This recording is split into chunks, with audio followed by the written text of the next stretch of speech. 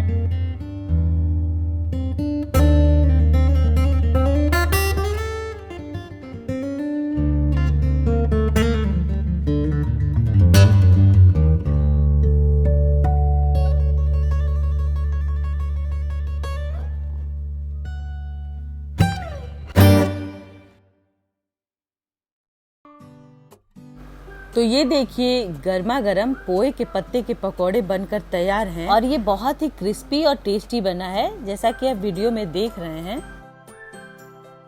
आप इस पकौड़े को टमाटर की तीखी चटनी के साथ खाइए या अपने मनपसंद कोई भी चटनी के साथ खाइए, बहुत ही ज्यादा टेस्टी लगता है।